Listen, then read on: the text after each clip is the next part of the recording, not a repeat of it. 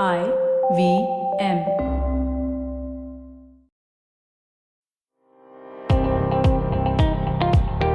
Welcome to All Things Policy, a daily podcast by the Takshashila Institution. We are a bunch of policy nerds based in Bengaluru, and we like bringing fresh perspectives to Indian affairs and Indian perspectives to global affairs. So grab a cup of coffee, sit back, and join us for today's chat. Greetings to all our listeners. Welcome to another episode of All Things Policy, your favorite daily public policy podcast from the Takshashila Institution. I'm Anushka Saxena, your host for this episode and a research analyst with the Indo-Pacific Studies program at the Takshashila Institution. And today I have the distinct privilege of interviewing Mr. Manoj Joshi for views and insights on the China angle in contemporary Indian foreign policy. Mr. Joshi is a distinguished fellow at the Observer Research Foundation in New Delhi, and I'm sure we're all well aware of his illustrious and highly acclaimed work on neighborhood and terrorism studies, as well as on the India-China border issue. I'm honored to host you, sir, and I warmly welcome you to the episode. Thank you. So, Indian foreign policy is continually evolving. It has to navigate a complex regional and international political scenario, from wars far away from home in Ukraine and the Middle East to regional conflicts and economic tensions vis-a-vis our various land and maritime neighbors. The military security perspectives of Indian foreign policy have become dynamic. And at the same time, the growing sentiment of protectionism across the global economy and de-risking vis-a-vis China is also afflicting the Indian economy and forcing us to make hard choices. So, sir, if I may come to you without further ado, my first question would be, what do you believe is the nature of contemporary Indian foreign policy? Because we hear a lot of descriptions attached to it today, such as it is becoming increasingly stern, charged, and some even suggest it's becoming wolf warrior like, which is ironic. And in your understanding, are some of these assessments true? And if so, why and why not? Over to you, sir. Well, I would say that it hasn't changed much actually. Meaning, it used to be based on non-alignment earlier. Now we call it multi-alignment. I think, by and large, I would say that Indian foreign policy basically works on the old maxim that we are trying to preserve and push our national interests. The focus has been primary focus has been on self-interest, and I don't think that has changed. But there may be a stylistic change with the prevalence of social media and other things. You see, that draws out a certain kind of style. But I wouldn't say that the basics have changed. The basics, I think, to my mind, remain the same, and which is that the policy is based on self-interest. Right. And sir, would you say, just to quickly follow up on your response, some of our approaches to, say, the Russia-Ukraine war or the Israel-Gaza war have fundamentally reflected a continuity in our larger policy towards Russia or the Middle East? Or are there any stylistic changes in our responses to those as well? Well, as you know that in the old days, India may have supported the Palestinians a bit more strongly. Now it has developed strong ties with Israel as well. So it has sought to balance that. In the case of Russia, I think the sensitivity towards Russian interests is very much there. And I think if you look at even Indian public opinion, I dare say that it is supportive of Russia, not supportive of Ukraine. So that is seen as a Western enterprise, and India's position is seen as a largely neutral position. Neutral, but Russia leaning position.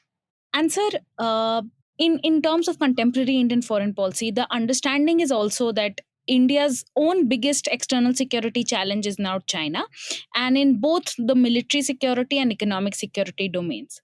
And so, specifically in the military security domain, what kind of challenges is China posing to India today, in your opinion? And are there any additional factors vis-a-vis power play in the making of the regional order to consider, aside from, of course, the border issue? Well, the obvious security issue is the border, and the fact that it is disputed in its entirety, and the fact that in 2020 there have been certain incidents there which have been a bit difficult to understand. So border is very much there. As far as the larger, often people speak about the Indian Ocean as being a venue of security competition. But I don't see it that way, because the PLA Navy is still very much focused on the Western Pacific. And their presence in the Indian Ocean is very, very trivial. But there is a political military challenge, in the sense there's a political challenge in China's relationships, let us say, with Bangladesh, Myanmar, Sri Lanka, Maldives, Nepal, and these countries.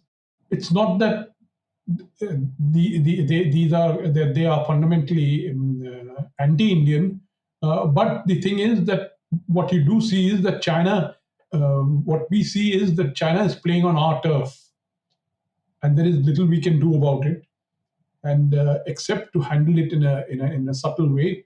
But China is playing on our turf, and I think China has long-term plans with regard to the Indian Ocean. But those plans, I don't think, are going to unfold in a hurry. Right. And sir, I'd like to come to the question about our neighbors in just a bit, but to quickly follow up, there is a lot of threat perception building in the Indian discourse community about the capabilities of the PLA, how the Navy is the largest in terms of vessels, or the Army is the largest in terms of personnel. And this could really mean enhanced capabilities that India perhaps could not match in the coming years on the border. Would you say this threat assessment is justified, or should we take it with a pinch of salt because of the fact that the PLA has virtually no combat experience? Well, besides the combat experience thing, I think even if you look at the terrain, if you look at the terrain of the Himalayas, for example, India has strong positions, and the Indian Army is forward deployed right across the entire border. Besides that, then there's the question of the terrain. Now, yes, the Chinese have the advantage. They're on Tibet. They work on interior lines. We work on exterior lines. But the fact of the Himalayas makes it very difficult for either side to launch any kind of major operations across the Himalayas. Whether the Chinese try and come through the Himalayas, or we go through the Himalayas, because it's a very fragile area, it can be easily disrupted. Logistics would be a major nightmare. And in the case of China, the logistic tail goes 3,000 kilometers to the heartland of China. Whereas our logistics are about 200 kilometers away, meaning our main bases are 200 kilometers away. So both sides have their relative advantage. When it comes to air power, the fact that Indian airfields are at near sea level, hiding behind the Himalayas, whereas the Chinese are visible on the Tibetan plateau. They have much fewer well-protected airfields than we have, because they do have a well-developed missile force, which can be very destructive in any campaign. But I don't think they would be able to follow it up with any kind of a land movement across the Himalayas. Whereas, and then you look at the naval part of it. Naval, as I said, they may have the largest navy in terms of ships, but their ability to deploy on this side of the Straits of Malacca is not that easy, meaning it is under surveillance. We are strongly based in the Andaman and Nicobar Islands. We also surveil the Sunda Straits and the other areas with the help of our allies, the United States and Australia. The United States remains the strongest navy in the Indian Ocean. See, and we are close. We have a close partnership with them. And as I said, that as of now, the Chinese, of course, they have their anti-piracy task force, which keeps on coming annual visits to this region. and maybe 22, 23 task forces have come. But those are kind of more of training missions than anything else, because they're using the excuse of piracy for that. Beyond that, I don't see the PLA having a significant military presence in this region. Meaning, India has the geographic advantage. It juts out 2,000 kilometers into the Indian Ocean, you see. And I think we can interdict Chinese oil supplies from the Gulf anytime we want, you see, in the event of hostilities. So there are advantages that we have in the maritime area, which the Chinese cannot easily offset. Makes sense, sir. And just to delve a little deeper on the border issue in specific, we are now 4 years and 21 core commander level talks into the Galwan standoff, since the Galwan standoff. And in these years, what insights have you gathered as to why China perhaps behaved the way it did? And what factors can we rule out? For example, some scholars claim that China acted aggressively because of the repeal of Kashmir's special status under Article 370. And so, what are some of the reasons that we can debate behind this aggression, and what were the signs that we perhaps missed out and are now focusing our attention on? Well, to be very frank, it is a bit of a mystery. It's very difficult to say just why China acted the way it did, because things were going fine. We'd had the Wuhan summit, we'd had the Chennai summit, and then suddenly we were confronted with this. I don't go with the 370 thing because, that doesn't affect China, because China is already occupying the Ladakh that it has claimed. It's on its claim line, so how does the status of Kashmir affect it? My own thing is that my own belief is that it's a combination of factors. And the combination of factors includes things like India's relationship with the United States. The Chinese have earlier, they have seen their primary threat as coming from the Taiwan direction.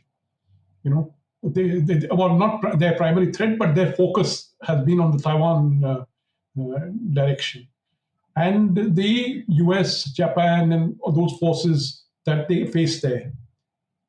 Now what they are seeing is with the India-US relationship, because in 2020, India also signed, well, that was after this went, but the thing is that what they are seeing is that the southern front, which is the India front, which earlier they had to merely stabilize, now they are seeing that southern front is becoming closer to their adversaries in their eastern front. So I think this could have been an effort to fire as a warning shot. And note that what were the events of 2020? It was not an invasion. It was not an incursion. What the Chinese did was to establish blockades in 6 places. When I say blockade, what do I mean? In those 6 places, there were certain small areas which we both patrolled by common consent, because we have overlapping claims there. So what they did was to effectively put their forces there and say, we won't let you patrol beyond this. So now, of course, as you know, in 4 or 5 of those places, we have worked out no patrol zones, see. But the largest problem area, which is the Depsang Bulge, remains. That is about 900 square kilometers, where the Chinese are blockading us, and we are unable to patrol those areas. And you know that paper that was put up by PD Nitya last year, she had said that we are unable to patrol 26 of the 56 patrol points. So I think earlier we were remiss. So the whole point was that the border was patrolled by our people, but those patrols went 4 times, 5 times a year. Perhaps we could have established posts instead of just patrolling points. But one can't say that, because unless you see the terrain there and the climate and the conditions, because it's simply not possible to occupy every inch of the line of actual control, given its size, given its location. There has to be some common agreement between us and China. And what the China did was to effectively uh, negate the confidence building measures that we had built up so painfully. Thank you so much for that, sir. That makes a lot of sense. And just to come back to the point you made about our policy vis-a-vis our smaller neighbors. The China factor has perhaps played out the most significantly on that front. And in the past decade, countries such as, and this is just an observation, but countries such as Bangladesh and Sri Lanka have often played India against China with impunity, while countries like Maldives have had relatively stable ties with India. But in the last 2 years, there is a shift in stances where Bangladesh and Sri Lanka are both signaling a relatively stable relationship with India. If with Bangladesh, say for example, India has refrained from making a comment on the nature of the elections. With Sri Lanka, there are some promises that they're not going to let any Chinese vessels dock at its ports. But Maldives has become quite the opposite and is becoming increasingly pro-China, especially with the Muitsu government. Is this trend so because the countries are realizing the threats China may pose, or are these just continued attempts at hedging and playing one against the other? I think they're basically continuing trends because if you're a small country and you have two large neighbors trying to take advantage for yourself, it's perfectly par for the course. There's nothing extraordinary about it. The only thing is that obviously a country like India, obviously if I'm the country, because these are my neighbors, and what happens there can have a bearing on my security, which is not true for China. In the sense, if something happens in Sri Lanka, it doesn't affect China's security as such, but it affects my security immediately. If something happens in Nepal, well, Bangladesh, it doesn't affect Chinese security, or Maldives. So the thing is that we are definitely more sensitive to it. But I think the best example we have ourselves uh, shown, whether it is Nepal, whether it is Sri Lanka, whether it is Maldives, that if you don't get overexcited and you let the trends play on their own, things often resolve themselves. Meaning, in the sense, in Maldives, when you had the Yamin government, that was also seen as being anti-Indian, and then came the election of Nasheed, and even now with Soli out there, we know that there is a strong segment of Maldivian opinion which is pro-India. You know, uh, in Sri Lanka, again, in the Rajapaksa period, there were lots of trends and developments uh, that were viewed as anti-Indian. See, but when Sri Lanka had its financial crisis last year, they found that the only country that is willing to step up was India. See, the thing with India's neighbors, the interesting thing is they are geographically locked to India. If you're Nepal, if you're Bhutan, you open out into India. If you're Bangladesh, you're almost completely surrounded by India. If you're Sri Lanka, you're far away from everywhere but India. And the same thing is true of Maldives. So all these are India-locked countries. So we have huge geopolitical advantages there. And I think if we use our minds and we don't get overexcited, don't get into too much of the wolf warrior mode, things will sort out in our favor. Stay tuned to All Things Policy. We'll be right back after a short commercial break.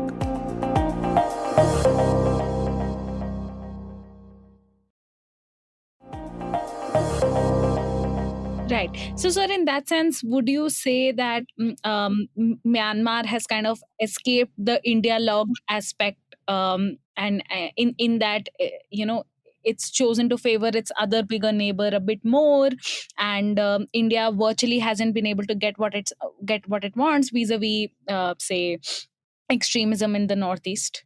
Well, the thing is that if you look at where Myanmar is on the map, you know that it's not India locked. You know that it is geographically in a different position. But the thing is, as far as extremism in the Northeast is concerned, how much can the government in Naypyidaw control? They are the ones who are now having difficulty. They are unable to to maintain control over their own country. And they have also, we have played the game. In a sense, we were involved in Kaladan multimodal project, constructing the Sitwe port. The Chinese have come on hard out there. But see, the point is that it's also for a long time we supported Aung San Suu Kyi, and the Myanmarese government decided they'd much rather rely on the Chinese, who make it a point to say that we don't interfere in the internal affairs of others. But China has also changed now. China is very much has been involved in trying to mediate between Naypyidaw and some of the ethnic groups, the Three Brotherhood Alliance and others. And as far as Myanmar, given where it's located, there would be a very obvious tendency for them to play off one against the other. They border the ASEAN, they are borders of China, they border India. So they have options, they have geopolitical options, and they do exercise them. But by nature, the regime is such out there that it is not being able to control the country. Right. Absolutely, sir. And I think the China angle also plays out very interestingly in that I believe China has potentially provided some weapons to the Three Brotherhood Alliance, but the goal for that was to crack down on telecom fraud and smuggling from across the border with China. And now those same weapons have become a challenge for the government. And so, yeah, Myanmar is an entity of its own with many complex problems and a China angle. But just to come to another neighbor of concern, of course, which is Pakistan. Even though no real big terrorism-related issues have been flagged, at least in the past couple months or years, the influx of drones and drugs again is a continued issue. And what can we assess about India's response to this in particular, especially when internally too we're observing this becoming a challenge in states such as Punjab? And is there a potential imprint of, say, Chinese funding or encouragement behind these gray zone tactics? I don't think the Chinese are involved in that. Chinese drones may be used, but that's because Chinese are the world's largest drone manufacturers. This is the Pakistani thing. And I, for one, think that we need to step up our deterrence. I mean, say, when we said that you attack us in Pulwama, we will attack you in Balakot. Now, there is a certain logic to deterrence. That is that unless and until you punish the other side, you are not able to maintain deterrence. So now those drones are coming very obviously from Pakistan. I think that the government can do more besides just shooting them down, meaning there is a point in which they can warn Pakistan, that we will not tolerate this beyond a point, and we will act and we may reserve the right to attack the bases from where these are being launched.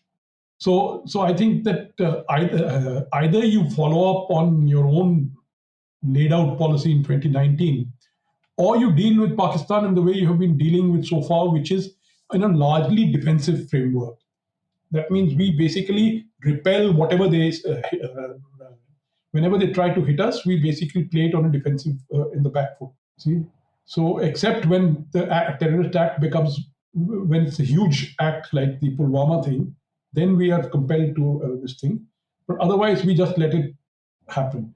But I think beyond that, I think there is one cannot be passive. I personally think that there is need for a diplomatic outreach, or well, if you don't want to put it a diplomatic outreach, but the need to resume some kind of back channel discussions with Pakistan on the need to stabilize the region. It's to our mutual benefit, you see.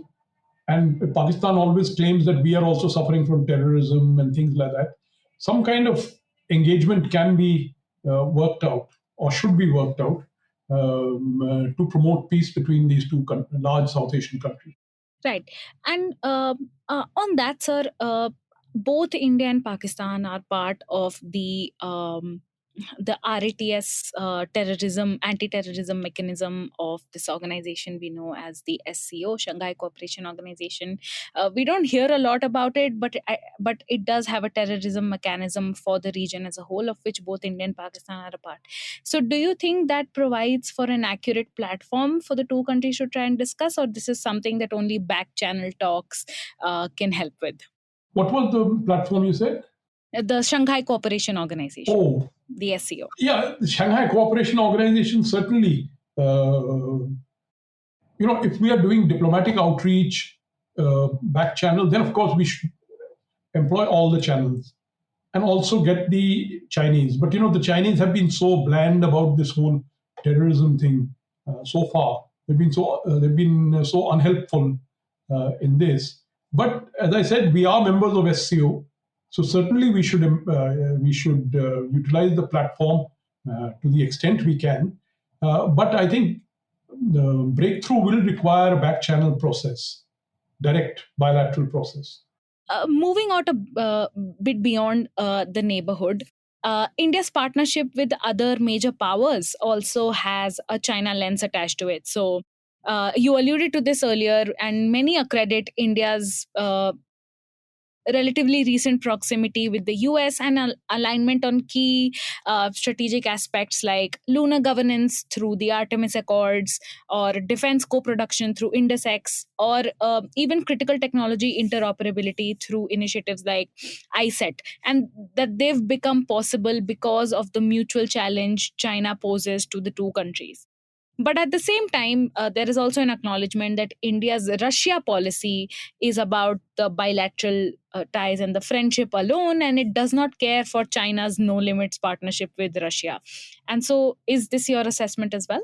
Well, yeah, I think by and large, I would say that that is the assessment, in the sense that the China factor has been the primary factor which has driven the United States and India closer to each other. And the China factor has not been able to drive Russia and India apart. Okay, but there is subtle change till about the mid 2010s. If there were new weapon systems, Russia would give us the top of the line, and China would come next. But after the S-400, the first country to get the S-400 were Chinese.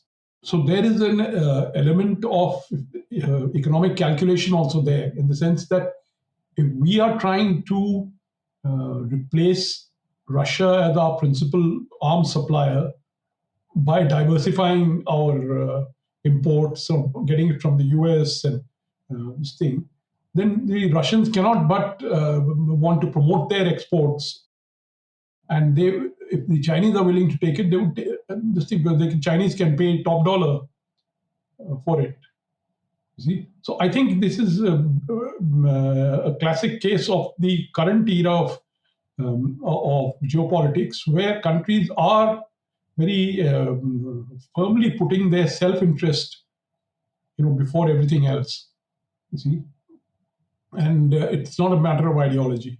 So, just on the India US partnership, like you also mentioned earlier, that the Taiwan challenge is one of the primary ones for China. And in that sense, on that front, US becomes China's biggest adversary.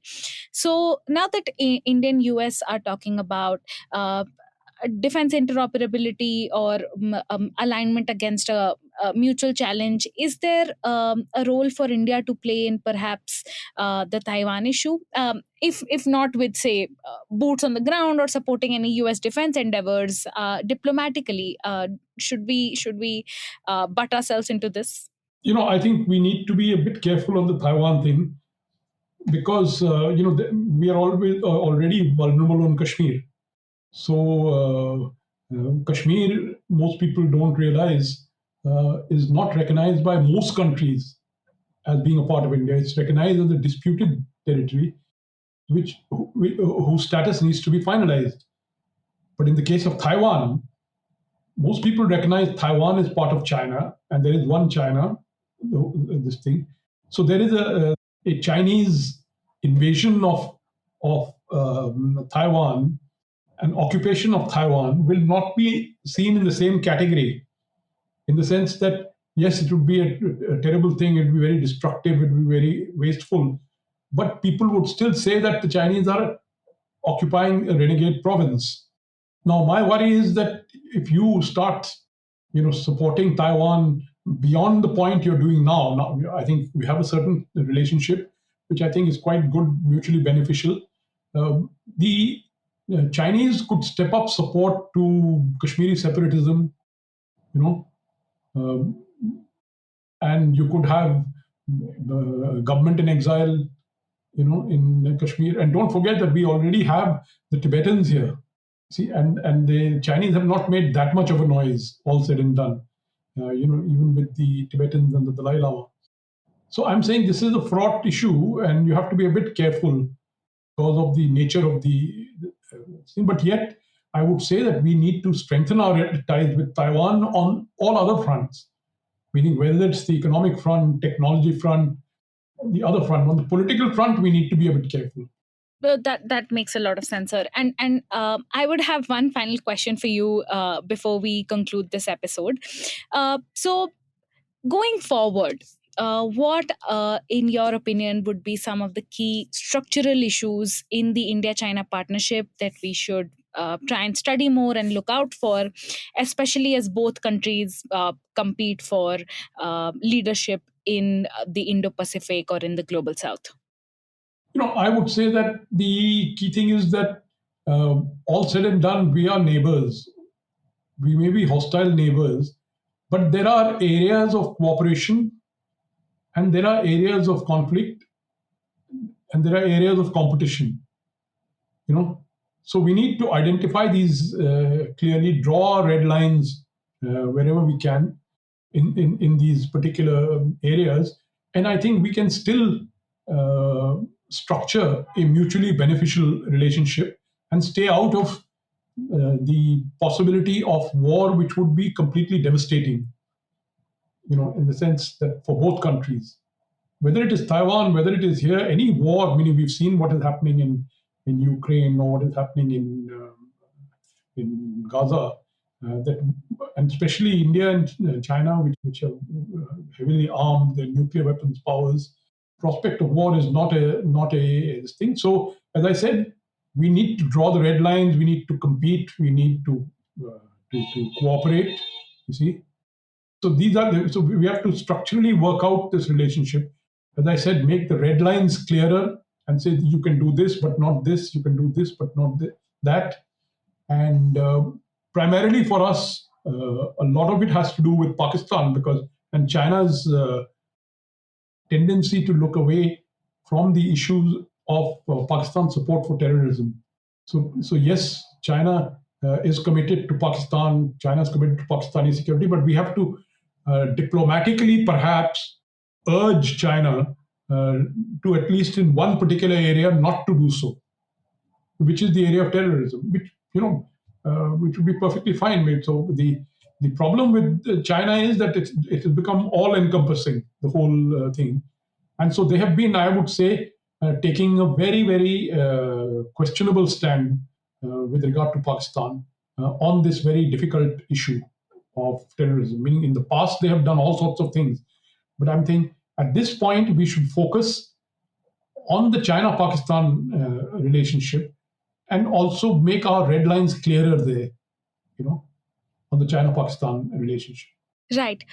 Thank you so much for that assessment, sir. With this, we come to the end of the episode. I would like to express my sincere gratitude to you, sir, for your time and your wonderful insights today on a very fascinating subject.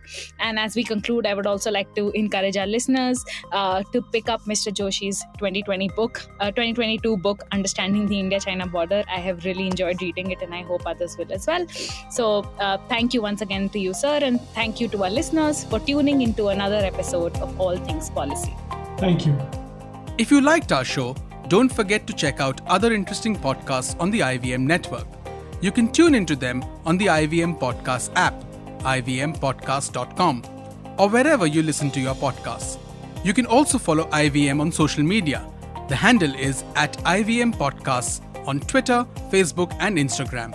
And hey, if you'd like to dive into Takstashila's research on technology, strategy, and economic affairs, check us out at our Twitter handle @Takshashila INST or our website takshashila.org.in.